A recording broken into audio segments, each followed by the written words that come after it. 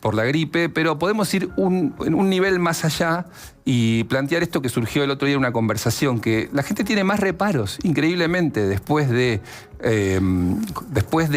COVID, que ha dejado su huella, después de los cambios de hábitos a los que nos vimos un poco obligados durante la pandemia. Parecía que la vacunación estaba indiscutida y no, está discutida la vacunación, está discutido vacunarse. Es increíble que esto suceda en estos tiempos. Se cumplieron este fin de semana 140 años de la primera vacuna de Pasteur. Les di una nota muy buena en Infobae de Alberto Amato. Hace 140 años empezaba la historia de una vacuna contra la rabia. Empezaba la historia de la inmunización moderna. Súper interesante. Estamos acá en el siglo XXI. Ahí tengo una placa para la vacunación en edad escolar. Se redujo a su valor más bajo en 5 años. Esto es actualidad. A 140 años de esto, miren cómo está la curva. Sarampión, para abajo, en la línea azul, la caída es estrepitosa. Después, polio. ¿Llegás a leer? Yo no llego a leer la misma caída. Y tos convulsa. Tos convulsa. Ahí está. Tétanos. Y HIV. Impresionante. Según la OMS, las vacunas salvaron 6 vidas por minuto en los últimos 50 años. Sin embargo, como les decía, hay cada vez más gente que se resiste a vacunarse. Para la OMS este es uno de los 10 riesgos más grandes para la salud pública mundial. Vamos a hablar con una persona que nos enseñó mucho sobre vacunación en los últimos años, que es Fernán Quirós, ministro de Salud porteño. ¿Cómo estás, Fernán? ¿Qué tal? Buen día. Gracias por la invitación, es un gusto estar acá. Gracias, igualmente, igualmente. Bueno, este escenario vos lo ves en el día a día, ¿cómo te topás con esto? Bueno, sí, de hecho vos mostraste algunos datos que son bien contundentes, ¿no? Lo que ha pasado, como bien dijiste vos, desde la pandemia para esta parte, es que se ha abierto un amplio abanico de miradas sociales sobre esta problemática. Antes estaba la gente que indiscutiblemente creía en las vacunas y se vacunaba así y a sus niños, y había un grupo muy pequeño que tenía cierta resquemor o que no quería vacunarse. Lo que ha pasado es que se ha abierto un enorme abanico, como te decía, de gente que a lo mejor no es que es antivacunas, pero tiene alguna duda, o no es que es antivacunas, no tiene ninguna duda, pero que prioriza otra cosa, o que no se le dio la oportunidad. Entonces, cuando vos ves un poco por qué razón la gente no se vacuna, no hay tanta gente que considere que la vacuna es dañina. Sí hay alguna duda más importante sobre la vacuna COVID, que fue muy discutida, pero no sobre el resto. Hay más una cuestión de un tema de prioridades, de foco, de ocuparse. A ver, Fernán, con respecto a lo que decís de la vacuna del COVID, porque sí me parece que hubo quizás algo en la conversación que no se articuló bien, ¿no? Si alguien por ahí tenía alguna pregunta, no me estoy refiriendo a los movimientos antivacunas, pero si alguien quizás tenía alguna pregunta sobre una vacuna específica, en medio de un contexto de aprobaciones de emergencia, porque hay que decirlo, aprobación de emergencia quiere decir se acortan los tiempos que normalmente se estipularían para la aprobación. Si alguien tenía alguna duda, era como cancelado, ¿no? Era como tildado de casi terraplanista. No hubo espacio para discutir nada. Siento que eso hizo un poco de daño. ¿Coincidís en eso? Sí, yo creo que el fenómeno fue multicausal. Si estamos en una etapa de la historia de la humanidad donde, digamos, las verdades absolutas e indiscutibles ya no están más. Claro. Es más, un mismo fenómeno puede tener tantas interpretaciones absolutamente herméticas, ¿no? Que no permiten ninguna otra mirada. Entonces, yo creo que hubo un conjunto de situaciones. La primera de todas, como bien decís vos, es... se aplicó una vacuna de emergencia. Era una catástrofe. La mortalidad, recuerden las primeras fotos de la pandemia, donde en los hospitales no había suficiente lugar para atender a la gente, ¿no? Digamos, había gente que no accedía a un respirador, no accedía a tratamiento, y que las mortalidades eran enormes, ¿no? Yo recuerdo las primeras oleadas en los mayores de 65 años, la mortalidad alcanzaba el 20-25%, es decir, 1 cada 4. Entonces, en ese escenario aparecieron las vacunas que además tenían una dinámica geopolítica, es decir, que había vacunas de un eje, de otro eje, de un tercer eje. Cada eje trataba de hacer todo lo posible por destruir el respeto del otro. Claro. Había un movimiento chino, un movimiento ruso, un movimiento occidental más clásico, sobre todo norteamericano. algún movimiento europeo. Y había una diplomacia de las vacunas. Había una geopolítica, diplomacia, una sí. geopolítica de la vacuna. Entonces yo creo que todo eso generó un conjunto de comunicaciones, a veces apuntando a la confusión. Y por supuesto que todas las vacunas, dado que se usaron de emergencia, y toda vacuna y todo medicamento tiene efectos adversos, se sobreestimaron, se utilizaron esos efectos adversos para desprestigiar al otro. Y esto es un poco lo mismo que pasa en la política, cuando todo el mundo desprestigia a todo el mundo todo el tiempo, en algún momento ya no le crees a nadie, ¿no es cierto? Y eso de alguna manera, perdón, y eso de alguna manera de la vacuna de COVID le dio sustento, le dio un poquito más de campo al debate genérico de las vacunas. Y yo creo que ahí estamos y ojalá estos diálogos y estos tiempos de reflexión nos lleven a recomponer un poco de cuáles son las vacunas que están sobradamente testeadas y que son tremendamente útiles para evitar la morbilidad y la mortalidad, sobre todo de los niños, y cuáles son vacunas más opinables o que el costo-beneficio de la sociedad es más discutible, ¿no? ¿Cómo revierto la curva de caída? Un ejemplo práctico, porque cómo se lucha contra el escroleo de... Aparece alguien que te dice, la vacuna, esta vacuna te mata con un impacto tal que te da miedo. Claro. ¿Cómo lo combatís? Bueno, lo primero para decirle a toda la sociedad es que, como bien decían ustedes al principio, la enorme mayoría de las vacunas tienen muchas décadas de testeo y de prueba, digamos. Es que no es el caso del COVID, que apareció y se usó inmediatamente. Si bien estaban testeadas sin largo plazo. Aquí las vacunas tienen testeos de mucho tiempo. Entonces yo creo que el paso número uno, que es un poco lo que estamos haciendo en la ciudad, es tratando de acercarse a todo ese espectro de grises que no están en el extremo. Y entonces, por ejemplo, ¿qué estamos haciendo con la triple viral, que es la que tiene el sarampión? Que es hoy el principal problema que tiene la niñez en la Argentina, ¿no? Y en todo el mundo, porque hay brotes de sarampión en todas las Américas. Bueno, nosotros estamos yendo escuela por escuela. Lo que hacemos es con la directora de la escuela, tanto pública como privada, ya hemos visitado 300 escuelas y nos quedan todavía unas 500 antes de llegar a fin de año. Le pedimos a la directora que le pida a todos los padres el carnet de vacunación y a aquellos que no tienen vacunados a los niños les ofrezca un día y un horario para vacunar a sus chicos en la escuela. Claro. Entonces organizamos la escuela para que todos se vacunen ese día, vamos del Ministerio de Salud y escuela por escuela de promedio vacunamos a 40 chicos. Ah, mira. Te hago un punto ahí. Y no son todos los chicos, es una parte de ellos. Por eso digo que son tonalidades, ¿no? Hay chicos y familias que si me lo haces fácil y lo haces en donde mi hijo ya está, yo lo permito, no estoy en contra. Solo que no le puse foco, no me ocupé, ¿no? Claro, te hago un punto ahí que recién abriste el tema del sarampión, que yo lo voy a decir desde mi lugar, no termino de tomar conciencia de la gravedad que tiene el asunto.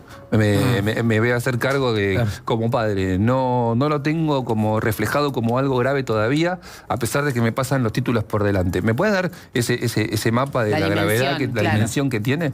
Claro, bueno, el sarampión es una enfermedad viral que es tal vez la enfermedad infectocontagiosa más contagiosa que hay, que tenemos conocida.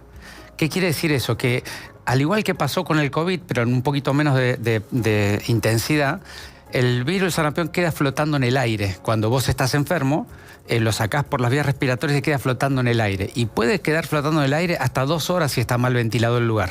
Entonces se dice que es muy contagiosa, y es muy contagiosa porque vos entras a un cuarto que está vacío, pero que hubo alguien con sarampión en la última hora, y te contagiás en un lugar absolutamente vacío.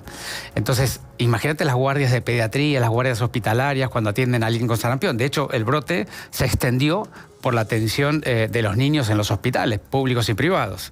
Hasta ahí la dimensión de lo contagioso que es y el impacto de eso en la sociedad, en el sistema de salud y demás. Y en términos de la enfermedad, porque nosotros, a mí me pasa un poco lo mismo, porque somos de una generación vacunada. Donde tenés sarampión, bueno, te toca, qué suerte, te podés faltar 3 días a la escuela, no sé, ¿entendés? Claro, bueno, lo primero es tener la magnitud de que es muy contagioso.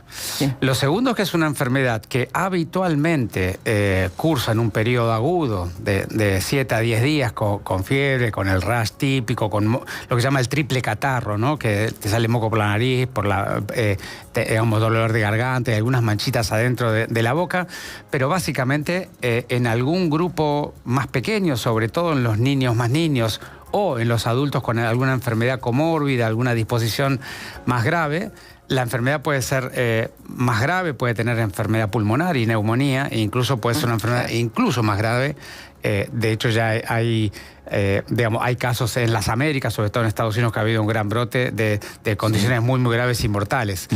De manera que, si bien la mayoría de los chicos la cursa como cualquier cuadro febril, un poco más intenso, pero como cualquier cuadro febril, puede ser grave. Y como es tan contagiosa, y tenemos una vacuna que te protege de manera muy, muy fuerte, muy potente, lo que decimos es, si el 92, 93% de los niños está vacunado, cualquier persona que traiga el sarampión de afuera de la Argentina, porque en la Argentina no había circulación de sarampión, era una enfermedad que estaba erradicada, pero obviamente viene gente de todas partes del mundo y la puede traer. Si vos tenés 92, 93% de los niños vacunados, de la gente vacunada, es una enfermedad que no penetra, no entra en la comunidad. Claro. Por eso es que se busca esas tasas tan altas. Claro. Hoy tenemos noción de cuánto es la cobertura que tenemos, por ejemplo, de sarampión. De la primera dosis, que ya es un avance significativo, ¿no? Son 2 dosis, la primera dosis al año y la segunda dosis cuando cumple 5 años el niño. De la primera dosis de sarampión, las tasas de la Argentina están en el 75%. No son extremadamente bajas, pero no son suficientes. De la segunda dosis es bastante más baja. Se pierde bastante entre la primera y la segunda. Claro, y los niveles de vacunación en la ciudad de Buenos Aires seguro son un poquito más. En realidad, la primera dosis estamos en el promedio nacional. Y la segunda dosis del año 2024 cambió la metodología de medición, con lo cual está un poco más en tensión el debate sobre ese valor. Pero en todo caso está bastante más baja que la primera. Pero te pregunto eso, ¿es un poco más urbano este dilema de vacunar menos? Digamos, siempre el interior del país... Te lo voy a preguntar más brutalmente. Somos los porteños que vacunamos menos. No, si es un poco snob, si no tiene mucho de snobismo, porque el primer contacto con el mundo antivacuna para mí era de una clase social media acomodada. Estoy siendo muy prejuiciosa, pero el que más protección tenía era el que se jactaba de ser antivacuna, ¿no? De truchar el certificado de los chicos, de hacer faltar el chico el día que controlaban en la escuela y demás, cuando, claro, tenía mucho rebaño alrededor, ¿no? Al que está más vulnerable es al que estaba desprotegiendo ese. Yo te diría que al día de hoy eso ya no es cierto. Post-pandemia. Post-pandemia ha penetrado en general en la sociedad alguna duda. No es miedo, porque vuelvo a repetir que la mayor parte de la sociedad no es antivacuna. Pero sí hay tonos, la gente tiene alguna duda y entonces no va hoy y va a ver si va mañana, si me lo acercás puede ser que me vacune. Es decir, yo creo que hay más un halo más de confusión o de duda en el medio que un activismo como el que planteás vos, que tal vez era el inicio, ¿no? Claro. ¿Y qué pasa con las enfermedades sobre cuya vacunación hay menos difusión? Por ejemplo, el dengue, ¿no? Que si tenés una reinfección y la cepa coincide, entiendo, con la más infecciosa o la variante más del dengue tiene un nombre. Es un dengue específico, dengue hemorrágico.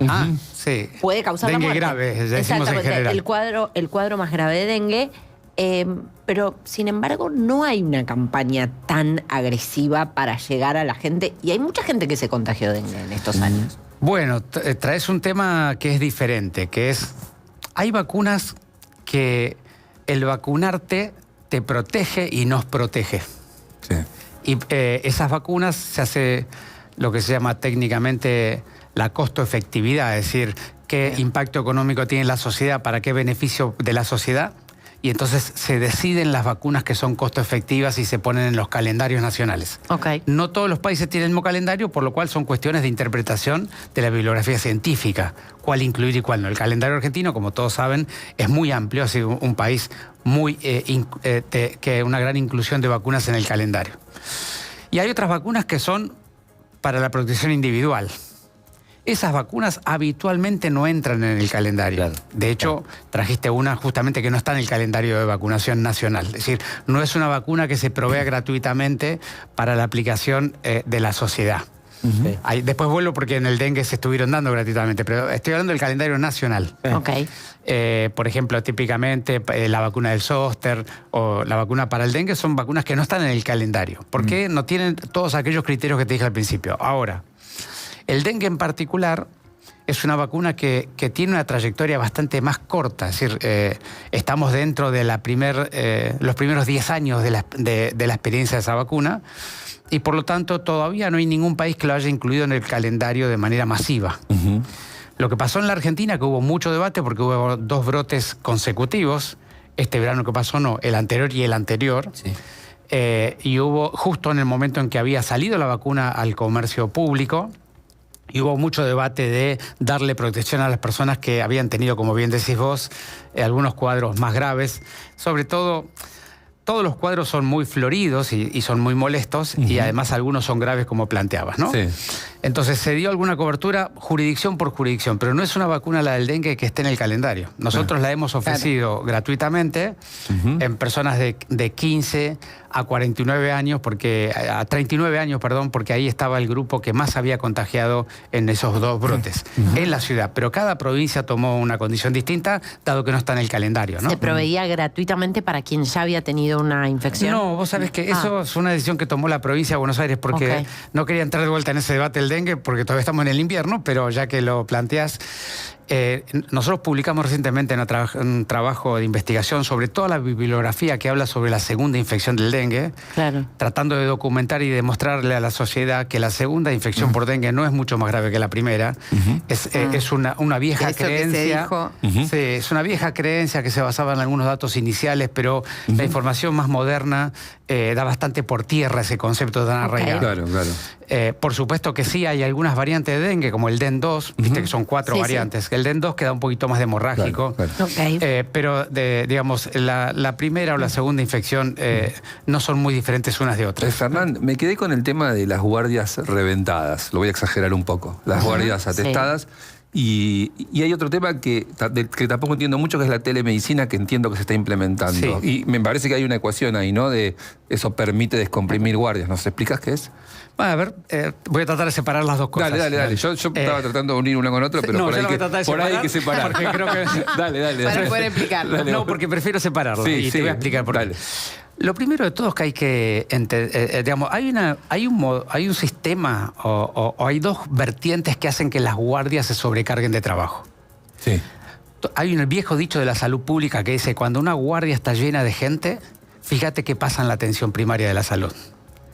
Porque cuando todo el mundo tiene que ir a atenderse espontáneamente a un horario sin avisar, como es la atención de una guardia. Cuando vos ves en la guardia, 70 a 90% de las personas que consultan a la guardia son lo que se llaman técnicamente código verde.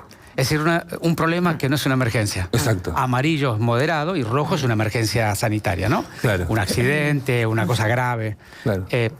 La mayoría son código verde, es decir, son síntomas, entre comillas, menores, que a vos te pueden molestar, pero son menores en términos de gravedad o de riesgo de muerte, que hacen que vos vayas de manera no programada a atenderte. Es decir, bueno, me voy a la guardia. Me molesta esto, me duele la garganta, desde ayer que estoy con tal... ¿no?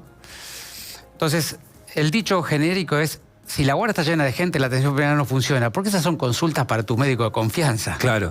No son para ir a una guardia. En la guardia el problema que tiene es que te atiende hoy un médico, mañana otro médico, pasado otro médico. Nadie te conoce. Sí, a la mañana y a la tarde un médico. Y además nadie te conoce. Y tu historia, la integralidad del ser humano, significa que hay síntomas y molestias que tienen mucho que ver con tu historia personal y lo que te pasa. Y no hay tiempo ni forma en la guardia de contener todo eso en una atención integrada, humana, accesible. Entonces, que haya mucha gente en la guardia por código verde es un problema de salud. Y siempre es un problema de que tenés que fortalecer y mejorar tu atención primaria para que esa persona no elija la guardia, elija a su médico de cabecera por diferentes mecanismos, entre ellos la telemedicina. Después vamos a recuperar un segundito el planteo. Y la segunda es que hay una cultura, la sociedad porteña en particular, pero es urbana en general en la Argentina y en el mundo. Los sistemas privados lo han acostumbrado a la medicina como un consumo. Claro. Entonces llamo por teléfono, me viene a atender a mi casa, pido tal cosa y me atienden urgente. Exacto. Entonces se ha generado una cultura del consumo de la salud y no de la salud como un proceso de cuidado y de atención. Entonces también es cierto que la persona dice: no, estoy hace 3 días con un dolor de tobillo, pero me cae bien el viernes a las 5 cuando salgo de trabajo, paso por la guardia, ¿no? Claro. Yo que he hecho guardias 15 años en mi vida, me he cansado de ver esas condiciones. Tremendo. Entonces, digamos que yo lo puedo entender en la persona, que le quede más cómodo, pero el sistema de salud no está organizado para dar un servicio de esa magnitud.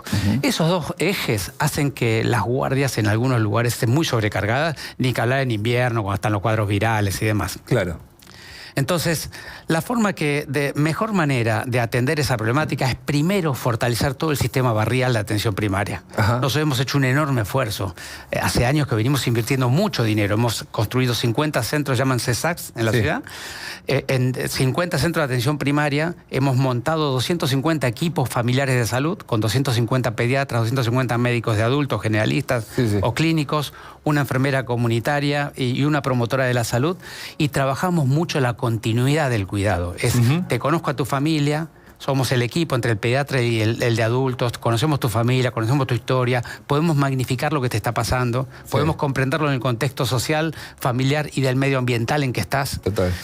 Y estamos tratando de llevar y fortalecer mucho eso con una historia clínica electrónica, que además cuando vos vas al hospital esa información esté disponible. Exactamente. Y eso ya implementa, nosotros ya no tenemos gestión en papel en el área ambulatoria del sistema público de la ciudad.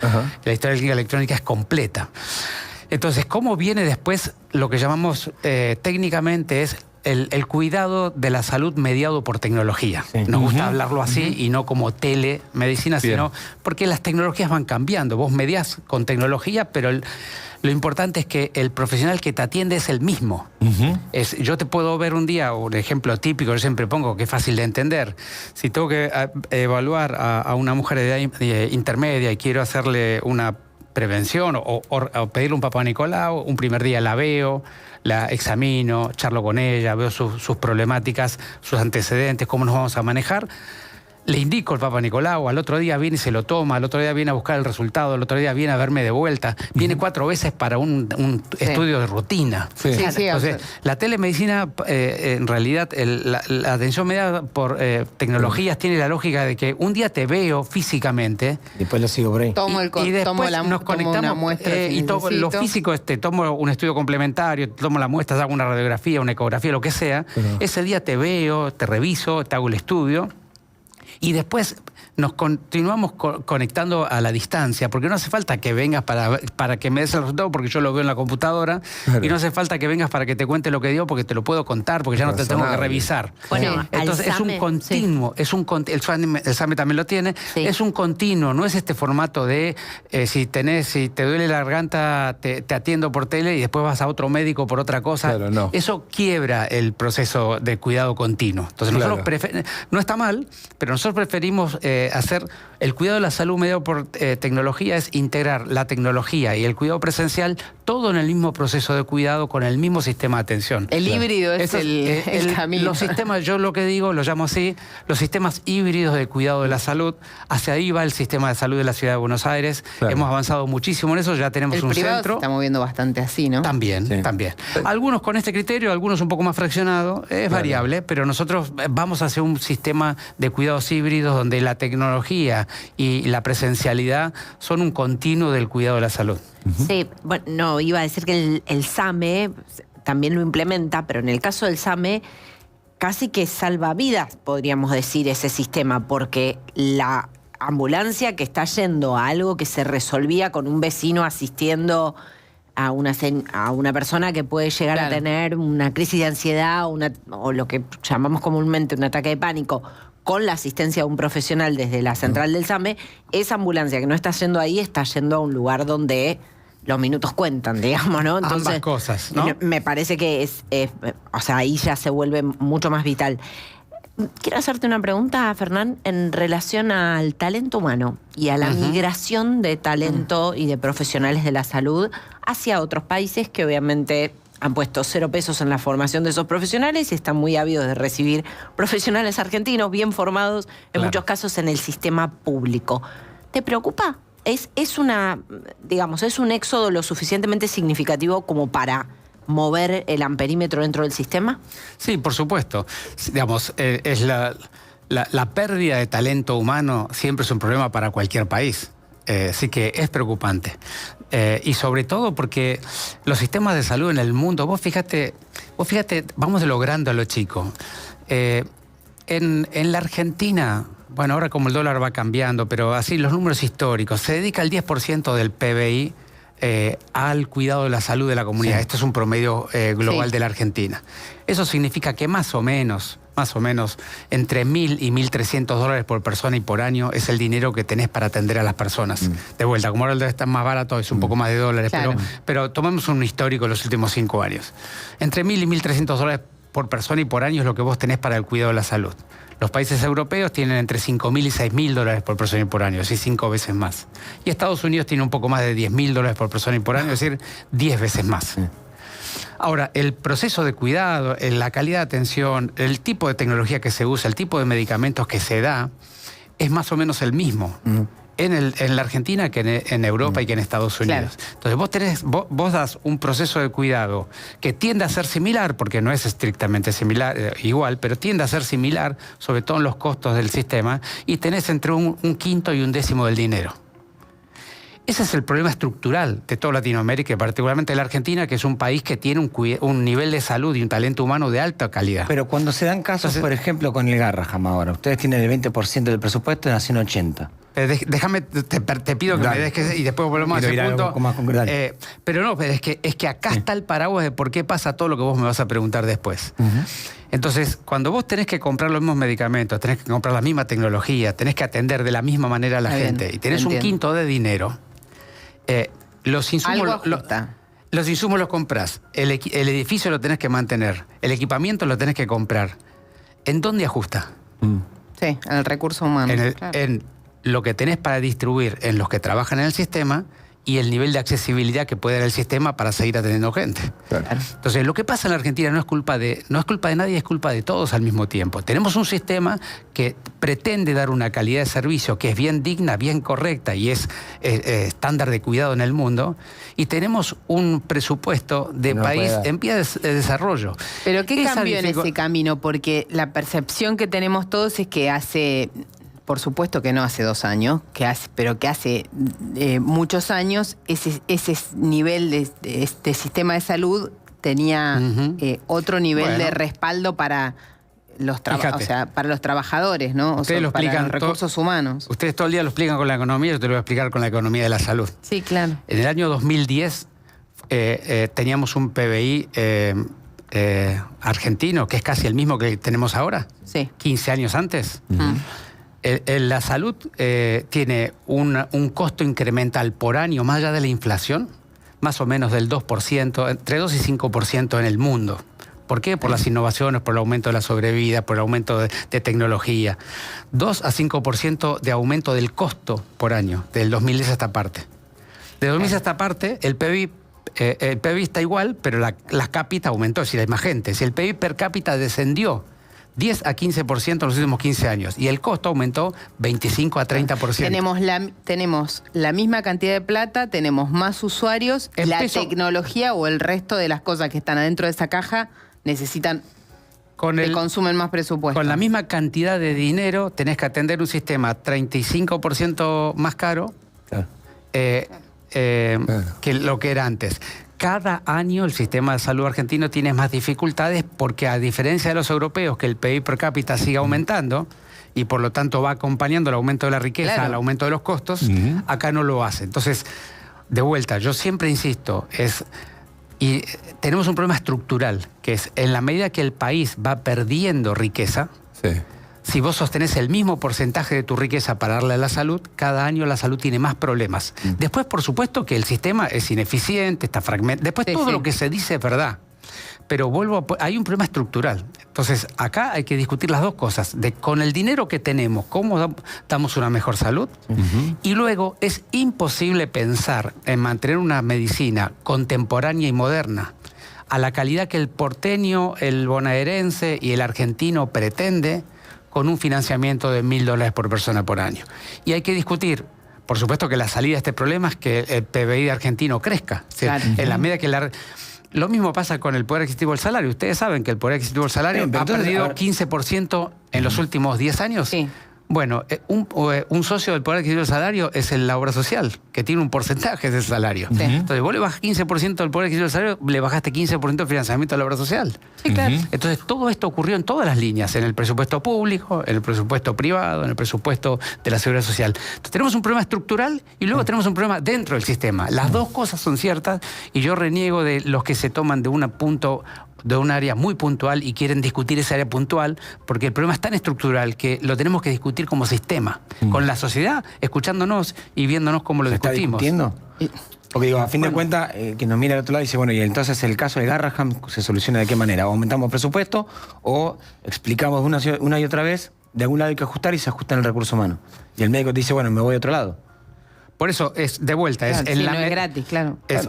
O lográs que los medicamentos y las tecnologías bajen de precio, o lográs tener un poco más de financiamiento, porque cualquiera de esas dos cosas que no cambien, la tercer componente es el recurso humano y la accesibilidad. ¿Estás de acuerdo con cómo lo está llevando adelante el gobierno nacional? No, yo creo que lo del Garrahan es un tema extremadamente puntual y además el impacto presupuestario es relativamente pequeño en lo que estamos diciendo. Yo estoy hablando de todos los argentinos y vos me llevas a un área extremadamente puntual. Claro. Pero digamos, yo creo que lo del Garrahan hay que tener más cuidado. Construir un hospital de alta complejidad no es solamente un tema del talento humano, la organización de una alta complejidad. Yo he estado en un hospital de alta complejidad 30 años de mi vida. Claro. Y te lleva décadas. Con y lo cuando cual se lo contás a los funcionarios del gobierno nacional, ¿qué te dicen? No sé, Lugones. No, yo no he discutido, en profundidad este tema, porque vos sabés que el Garrahan es un hospital de gobierno nacional al cual la ciudad coparticipa el financiamiento, pero tiene la conducción es del gobierno nacional. Pero entonces, corregime, estoy equivocado. Es 80% nacional, 20% de la ciudad. Claro, el financiamiento. Es un hospital de legislación nacional, porque es AMIC. Claro, pero digo, supongo que de manera informal vos le decís a Lugones, mirá, esto, bueno, ¿se lo planteaste? Lo hemos charlado en los COFESA. El Ministerio de Salud de la Nación tiene una estrategia y una política pública que yo creo que debiera ser más cuidadosa para el Garrahan, pero es una decisión que toman ellos, digamos, las gestiones del gobierno nacional. El gobierno dice, más como dice Moncho, y está muy en superficie también, ellos dicen que la plata del Garrahan está en el Garrahan, pero que se la están llevando a los gremios. ¿Coincidís con eso? Mira, ahí hay dos discusiones que se mezclan mucho. Yo separaría, por un lado, los residentes, que en realidad no cobran del Garrahan, cobran del Ministerio de Salud de la Nación. Sí. Y por lo tanto es un problema que es una discusión aparte. Y la segunda discusión es cómo se gestiona el hospital. Todo hospital siempre tiene oportunidad de eficientizar y de mejora. Claro. No hay hospital que no la tenga. No hay organización ni sanitaria ni no sanitaria que no la tenga. Claro. Ahora, si vos durante un año y medio con una inflación significativa no le ajustás los ingresos, por supuesto que eso te lleva un cuello de botella. Hay otro dato que tenía que ver con la cantidad de personal administrativo que se puso mucho en discusión. Vos tenés administración de hospitales. Ese 20% de personal administrativo que tiene el Garrahan, ¿es razonable o es excesivo según...? Bueno, en realidad, vos sabés que se le pone palabra administrativo a todo lo que no sea atención clínica. Sí. Y es una exageración, porque en esa palabra administrativo... Por supuesto, hay un montón de personas claves para la atención. Que hacen tareas de todo tipo. Uno tiene la mirada del administrativo, es el que está en el mostrador. Sí. Pero la persona que, por ejemplo, recupera el costo, el gasto que se hizo en personas con cobertura y que luego lo puede facturar, es una tarea administrativa, pero es crítica porque te reingresa en el presupuesto. Digamos, el camillero, personas que trabajan en logística interna de medicamentos, de muestras. Sí, y el que repara la gotera de las bueno, eso es mantenimiento, claro. También por eso, con lo cual, pero digamos, 20% es un número bastante común en el sistema de salud. Ahí me llama la atención, hablando más en general, porque hay crisis en el Garrahan, pero no hay crisis en el cruce de Varela, que es un SAMIC y es espectacular. Y, por ejemplo, no escucho quejarse al Malbrán o no escucho quejarse al Incucay. Siempre me hace ruido esa situación, que es puntual de un conflicto, pero después hay otros, no sé cómo se dice, prestadores de salud pública. Efectores de salud pública, donde no hay conflicto. Entonces no entiendo por qué pasa eso. Porque yo vuelvo al punto. El sistema de salud argentino está en crisis y cada año está más dificultado. Todos, público, privado, la seguridad social, porque, digamos, vos público, privado, de la seguridad social. No hay ningún sector que hoy no esté con esta dificultad que yo les digo. Las necesidades de servicios sanitarios crecientes por las cuestiones demográficas de la sociedad, el aumento de los costos para la misma problemática sanitaria, la misma enfermedad, te aumentan significativamente los costos. Ustedes ven, y en Infobae sale todo el tiempo, nuevas innovaciones, nuevos tratamientos. Sí. Todos esos tratamientos aumentan significativamente el costo del cuidado. Claro. Pero el presupuesto es siempre el mismo. Entonces, acá hay un problema estructural que todo el sistema, en algunos lugares, es más puntual o la gente pierde la paciencia más rápidamente, pero al final volvemos a lo que creo que me preguntaba Carolina, que es, al final llega en que hay gente que se cansa y se va a otro lado. Sí. Entonces le damos la vuelta al tema de punta a punta. Claro. Igual me parece que lo de la tecnología es como un poco, tiene dos aristas, ¿no? Hay un costo inicial, obviamente, de invertir en eso, pero después hay un montón de procesos que se hacen más eficientes. Entonces, está un poco como... Bueno, podemos discutirlo, eso no es tan claro. Pero primero... Pero bueno, más allá de eso, lo que parece sí ser estructural, porque te escuchaba muy bien dar el detalle de cómo es la gestión, hay otro problema que es, creo, un problema de diseño de gestión. Está muy fragmentado el sistema. Entonces, yo hablo con Hernán Quirós, que tiene una mirada sobre cómo gestionar el sistema de salud pública y tiene un scope, digamos, un alcance y una cantidad de establecimientos sobre los cuales toma decisiones, pero después está el gobierno nacional, que también tiene incidencia sobre centros de salud en la ciudad de Buenos Aires. Entonces, el nivel de fragmentación ya parecería ser algo bastante ineficiente. No sé qué pensás. No tengas ninguna duda. Por eso yo dije, una cosa no va en desmedro de lo otro. Claro. Primero déjame poner en tensión lo que vos afirmaste. Y porque es para eso. En salud, las nuevas tecnologías no suelen reemplazar a las viejas, sino suelen complementar. Te pongo un ejemplo fácil de entender. Cuando yo era residente, allá por la década del 80, vos veías a un paciente en un cuadro agudo que parecía tener una infección pulmonar, le sacabas una placa de tórax y resolvías el esquema terapéutico de lo que tenías que darle. Hoy vos le haces una placa de tórax al mismo cuadro clínico y la imagen es de neumonía, y en un porcentaje muy significativo le haces una tomografía para confirmar, para ver el detalle. Y no dejaste hacerle la placa. Es decir, se suelen agrupar las tecnologías y difícilmente se reemplazan unas por otras, porque siempre hay un primer estudio que define, un segundo estudio que le da exactitud. Así que eso es... Y lo segundo es, vos fíjate, vuelvo al punto, cuando yo era residente en el hospital italiano, el sistema de salud en general, los sistemas de salud en general, los prepagos en particular, tenían cerca entre el 10 y el 15% del gasto total lo invertían en medicamentos de la atención ambulatoria. 10 a 15% del gasto total de la cuota del prepago eran medicamentos. Hoy es 35 a 40. Esos 20 puntos, ¿de dónde crees que salieron? Porque el total de cada persona es el mismo. Entonces, la composición interna del gasto está cambiando de manera muy significativa. Claro. Muy rápido, además. Mucho. En 20 años. Sí. Estoy grande, te quiero recordar. Nosotros también. Tengo una pregunta que es más de lo que dejó la consecuencia electoral de la Ciudad de Buenos Aires. Cuando vos de la salud ves el resultado electoral, ¿no? El PRO termina tercero. ¿Por qué crees que perdieron? Y si tiene que ver el tema de la salud. No, yo no... No creo que sea un tema puntual de la salud. Yo creo que la sociedad... Estamos en una transición social donde viene de mucho enojo, molestia y hastío, de una representación política que tenía una palabra que estaba desvalorizada, por decirlo así genéricamente. La sociedad consideraba que los políticos decían lo que les convenía decir y no la verdad, y encontraron un personaje que tenía una genuinidad evidente y que además estaba tan harto como la sociedad de todo lo que veía, y entonces tomaron un camino, y al día de hoy está en una transición de que todavía no encuentra el canal a donde canalizar su opinión. De hecho, para mí lo más significativo de la votación en la ciudad es que casi la mitad no fue a votar. Pero ¿sabes qué? El otro día Vidal decía lo mismo, y yo le decía a María Eugenia, le digo, me falta escuchar hablar de gestión. Siento que es...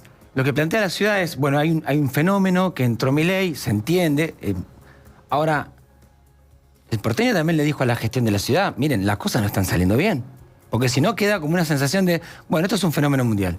Nosotros estamos haciendo las cosas bien y... No quise decir eso, pero vamos parte por parte. Como los fenómenos sociales son múltiples, no hay una explicación para todo, pero vamos parte por parte. Si la mitad de la sociedad no va a votar, tenía todo el espectro para votar. Había 16 candidatos, ¿no? 17. Sí. La mitad decidió que ninguno de los 17 lo representaba, o no tenían voluntad de ir a darle el apoyo a ninguno de los 17. Ese es un primer gran manifiesto. Sí. Hay una desconexión entre los líderes políticos y la sociedad que no se pueden representar mutuamente. Sí. Y yo creo, y lo dije toda la pandemia, y en la pandemia vio muy claro, es porque se ha perdido el valor de la palabra. Lo que pasa es que también es cierto que esa mitad que fue a votar, primero una parte eligió al gobierno nacional, otra parte eligió al peronismo y recién ahí vamos. El residual de eso primero en esta primera parte. Ahí vamos avanzando, digamos, es porque él plantea de la gestión de las ciudades. Lo primero es el marco general, la mitad del problema es hemos perdido el don de conectar con la palabra, porque es lo que tiene el liderazgo para conectar con la sociedad y decirle lo que ve y escuchar lo que la sociedad pide. Okay. Luego, en la otra mitad, efectivamente, la gente tomó la decisión por diferentes dimensiones. Algunas, como bien decía ella, una primera dimensión es el debate nacional. Hoy tenemos una sociedad que, digamos, tan polarizada en la forma de debatir que no hay ningún espacio para tener ningún tono. Okay. En ese formato de ningún espacio para ver ningún tono, hay dos espacios polares que atrayeron el voto. Luego, por supuesto que hay una responsabilidad del gobierno local de haber enamorado, conectado, porque todo esto que yo te digo para todos también nos incluye, no nos excluye. Si no salvo mi espacio de lo que estoy contando. Pero digamos, ustedes creo que me conocen, la sociedad también me ha escuchado muchas veces. Yo soy un convencido que este formato de debate polar hace mucho daño al futuro de la sociedad y de la Argentina y de la ciudad.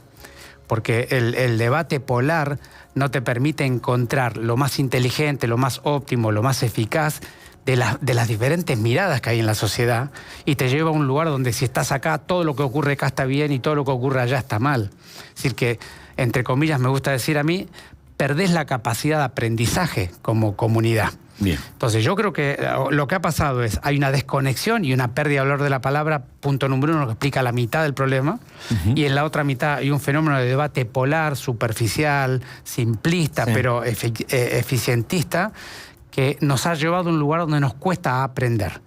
Sobre ese debate podemos discutir la gestión, cómo está y cómo puede mejorar, para aprender desde la gestión y para aprender desde la sociedad de cómo conectar con eso.